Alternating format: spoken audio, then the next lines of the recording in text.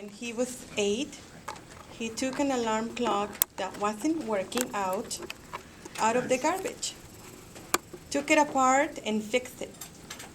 He opened his first safe and fixed it in the fall of 1986. He was over 15 years in the metal fabrication and structural steel industry, including making the steel trusses for the roof of the Santa Ana and Maine post office. He answered an ad for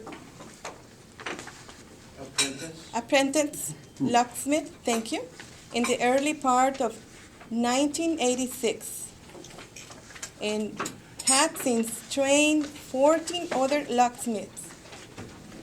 He continually trains to keep up with the changes in new locks that come on the market every year.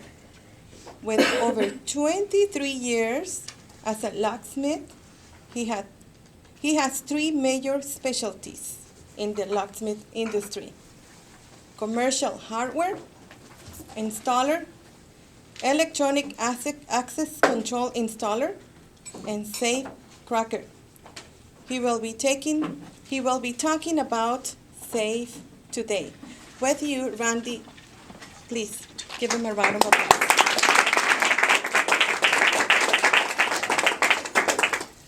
Good morning, everybody. Good morning. A couple of you have already seen this safe. Nancy? Oh, yes, it does look familiar. I know that safe. This is, the main thing I want to talk about this morning are, first, the ratings of safes, how they're judged, and the rating system that I have to deal with when I'm advising people what they need, what type of safe they need to put in, the type of documents or the type of valuables that they're dealing with. UL listings are where we base, in the United States, how we rate a safe. Fire ratings are basically what this is. This is a fire rated safe. It is not a burglary rated safe.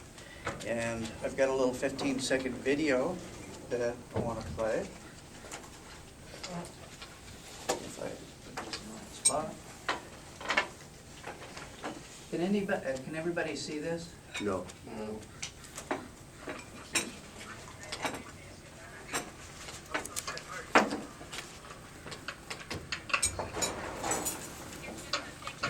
That'll show how you can break into it. You don't really need to hear it. It only takes about 15 seconds from this point for me to pop it open.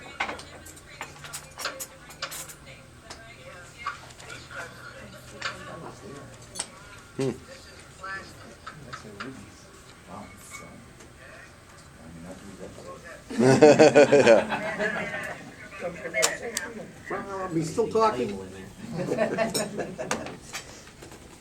This is a pry bar that basically you can pick up at any Home Depot. Most garages, if there's any tools in a garage, this is usually one of the tools that you'll find in there, or a hammer and a screwdriver.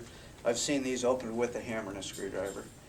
I probably would have got that open a little faster if I'd have brought a hammer in with me instead of using my hand to pound on this.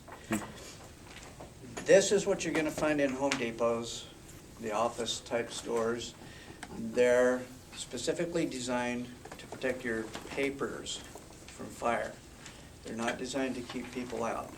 They'll basically keep people honest or keep stupid people out.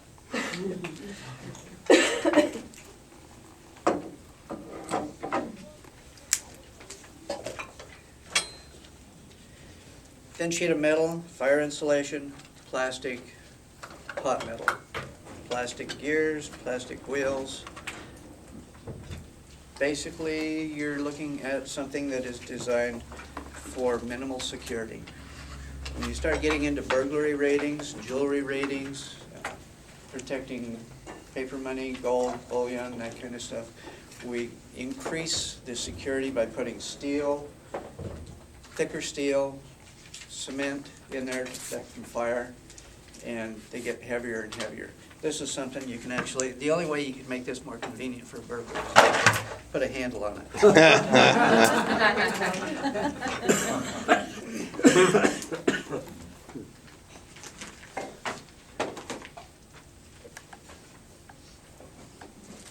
I'm going to pass a couple of small pictures here around.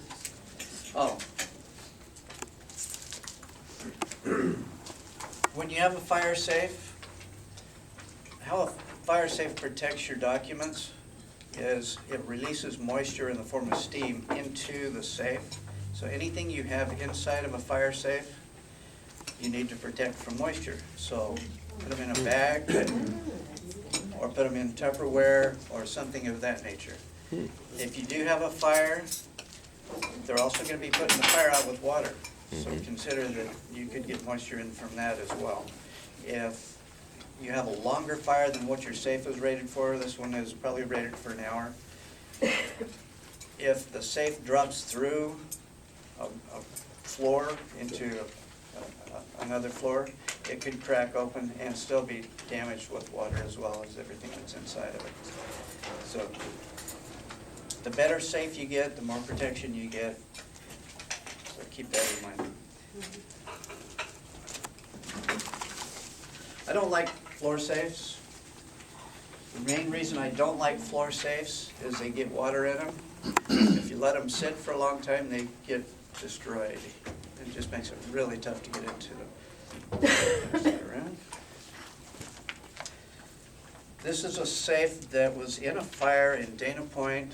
They got there and got the safe, or got the garage put out in about 20 minutes from when the fire started.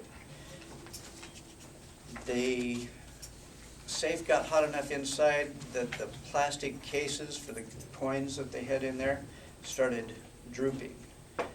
But everything else was basically okay. It didn't burn up any of the guns that were in there. When I anchor a safe, and I always recommend that you anchor a safe, I use the Titan HD foundation anchors. This is not, you won't find these in your regular anchor section in the hardware stores. These are actually over in a different section. These are not what the safe manufacturers send to anchor their safes with. This is what I choose to anchor them because they're better. So I take out what they send me and put these in instead. A little harder to put in, but a lot harder to pull out if you're trying to move a safe.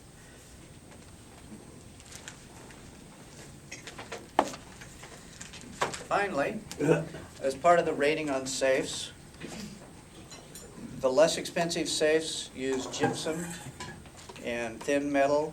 The better safes use thicker steel and harder concrete mix, so there's no voids in there, so you have less chance of it burning through.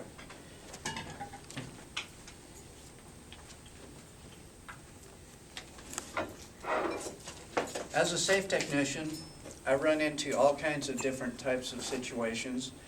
I passed a book around that's got a few pictures in there that just shows a very minimal amount of what I've actually run into.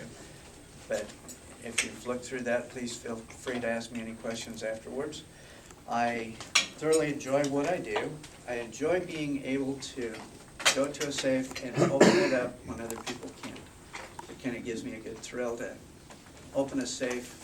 That's a challenge, and I've had several challenges, so I enjoy that, if you know anybody that has that situation. In closing, I sell, install, move, open, repair safes. If you have trouble opening your safe, I have the ability to take out your mechanical locks and put electronic locks in there to make it a lot easier for you. Thank you.